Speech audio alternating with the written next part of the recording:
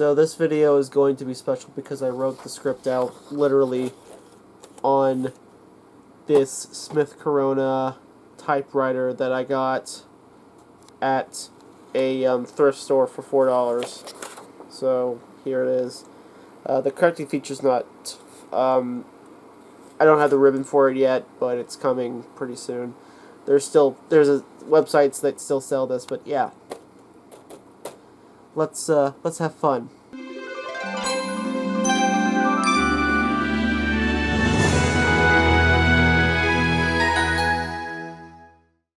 As you may or may not have known, I used to run a separate channel called the 18,001st Hockey Channel after the Minnesota Wild. And I mainly used it for hockey talk, and I stopped producing videos for it because I just lost so much interest in hockey because of the deep depression that I fell into during the COVID-19 pandemic. But before that happened, I discussed potential names for the Seattle NHL franchise, which would later become the Seattle Kraken. And a few years later, I think 3 years, because I think they started in 2021, we are now in the middle of a new name debate because the Arizona Coyotes are pretty much all but confirmed. Nothing official yet, but it's pretty much all but definitively confirmed that they are going to be moving to Salt Lake City starting next season, which is funny because I always thought they would be moving to Houston, but, you know, I guess Salt Lake got there first. Well, I was apparently wrong about this being just a simple relocation. Apparently, the Coyotes are going to be under suspended operations, and the new Utah team is going to be treated like a brand new franchise. So basically, it's going to be what happened to the Cleveland Browns and the Baltimore Ravens. Basically, if the new owner, I forget who the new owner is, Alex Muriello, I can't pronounce his name, if that guy does not produce and build a new stadium by 2029, the franchise will officially cease operations. But yeah, this is not just a simple relocation. This is sort of like a expansion slash potential future expansion, which is kind of a slap in the face to Winnipeg Jets fans because of, you know, this team used to be the old Winnipeg Jets. But it's, you know, corporate shenanigans and all that. They eventually got their team back. Something Atlanta Thrashers. Anyway, okay, back to the video. So it is time to look at potential new names for the franchise. Big shout out to KSL TV and at Ty Steve on Twitter for these suggestions. I just looked it up, Utah team names, and here's what I got, and I also came up with a couple, well, one name on my own. The name I came up with on my own is the Salt Lake Magic Underwear, which is a Mormon reference and likely won't fly. I wonder if KSL is going to see this because they're actually owned by a division of the Church of Jesus Christ of Latter-day Saints. I don't want to get into any more trouble because I have a lot of opinions on Mormonism and none of them are good. Instead of starting a religious war, I'm just going to move on to the actual name suggestions, the one that aren't jokes. Like the Utah Blizzard, which, you know, Utah gets a lot of snow. They're in the Rockies, but they're not as, you know, it's seen as like the sort of the younger, less popular cousin of, they're like the Luke Wilson to Denver's Owen, if that makes any sense. I think it does. Like, yeah, they do have a few good things going for them, but, you know, it's just not as fun as Denver. We got the Salt Lake Bears, which seems pretty unlikely because Boston If you know what a Bruin is, then you know that Boston will probably cry foul on that. There's the Salt Lake Eagles, which I personally like. Be quiet, you. I said be quiet. Salt Lake Eagles. I like. It feels very retro. It feels like an old school team name. It's, you know, because like team names, they're more extreme these days, like Thrasher, Kraken, Avalanche.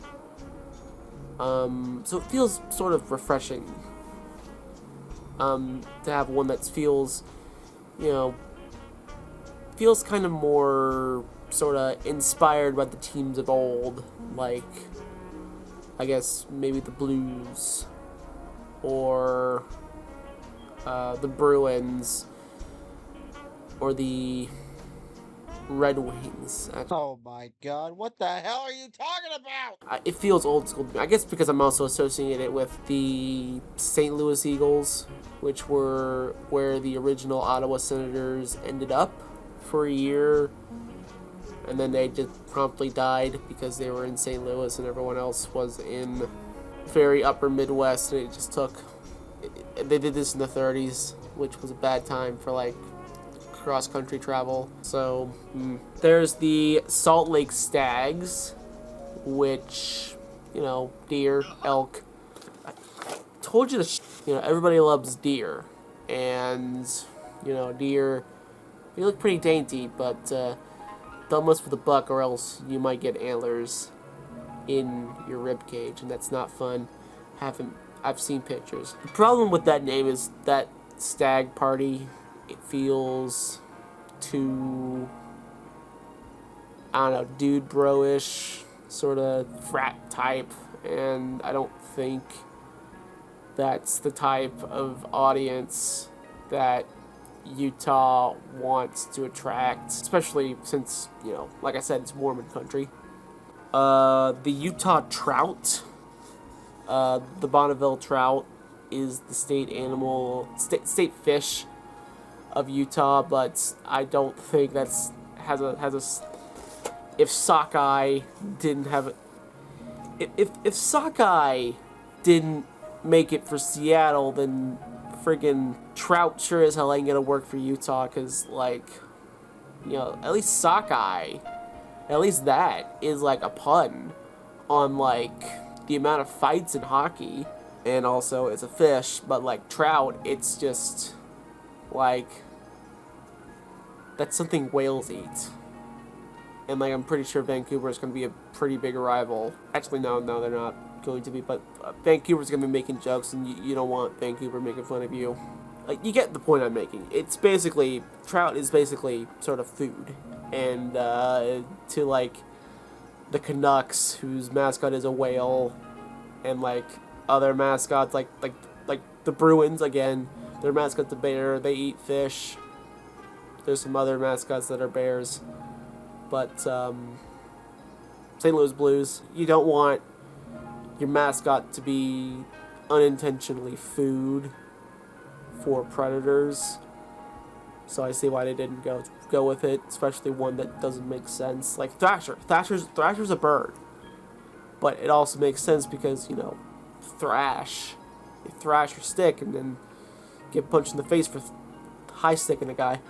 But yeah, trout, it's no. And I spent way too much time talking about it that it really deserves. There's the Salt Lake Stonecutters. I like it.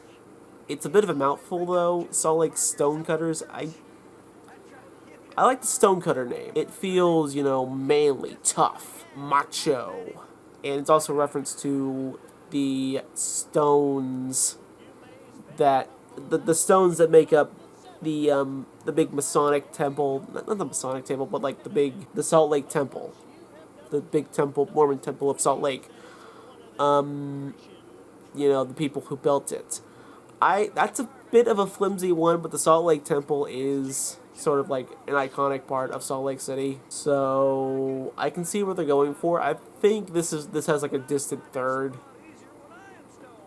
behind the two runners, which I'm keeping separate. But Stonecutters, I like Utah Stonecutters or Salt Lake Stonecutters. It's macho.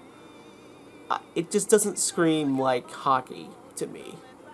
It feels more appropriate for like a rugby union team, where like in rugby union you have sort of more bigger physique, not as big as like a football player, gridiron football player, but like more, it's more, you tackle a lot and they're just generally bigger than like a soccer player or a hockey player. Well, it's not like hockey where you have to have a lot of agility as well as brute strength. I mean, you still have to have a lot of agility. Get on with it! Yeah, Stonecutters feels more rugby-ish, more rough, which is ironic considering hockey is a bit more rough than... I hope I'm making sense, because it's just a weird semiotics thing. It's almost 3 in the morning.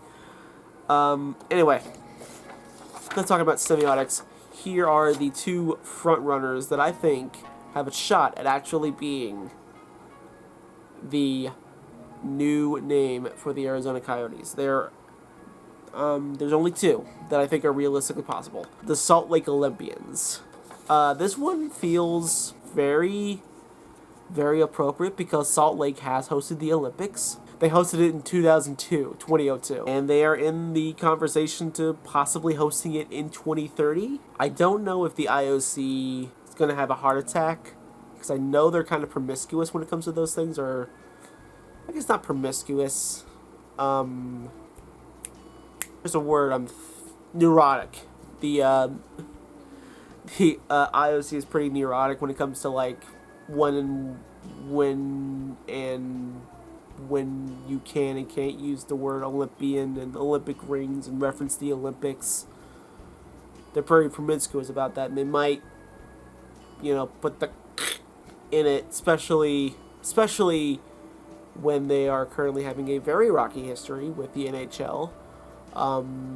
As an NHL players don't play in the Olympics for, I think, the last 3 Winter Olympics since Sochi. I don't know. I think the last time they were in the Olympics, NHL players were in the Olympics, was Vancouver. So most popular one, and I think it runs on the same one as the Kraken. I think the most popular one is the Utah Yetis, and I think this is actually my favorite.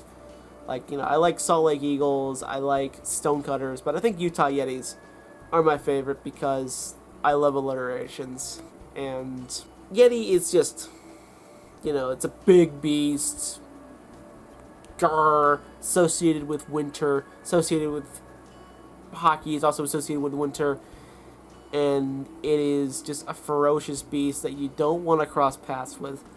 That's sort of like an enforcer in hockey. You don't want to cross paths with them. I think that's the main one, and it runs in the same principle as the Seattle Kraken. It's a mythical creature that sounds cool. But yeah, that's I think the two ones that are likely to be the favorites to be the new name are the Utah Yetis and the Salt Lake Olympians. Stonecutters are third, and like the rest of them are just kind of like, like I don't think we're gonna see any of these on the ice pretty soon. Just any of these. So that's my video. I'm starting to get a cough because I need to drink some water. But I'm Rusty Ralston, and I'm done. And please tune in next week for better produced videos. Hold on 1 second, I gotta type this.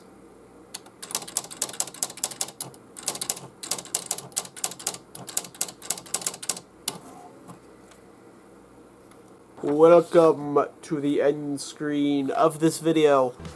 Hope you enjoyed it.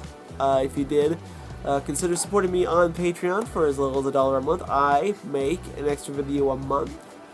And I'm also thinking about doing polls and raffles where you can actually choose the videos I make, but you don't have to. If you don't want to, I'm Rusty Rawlson.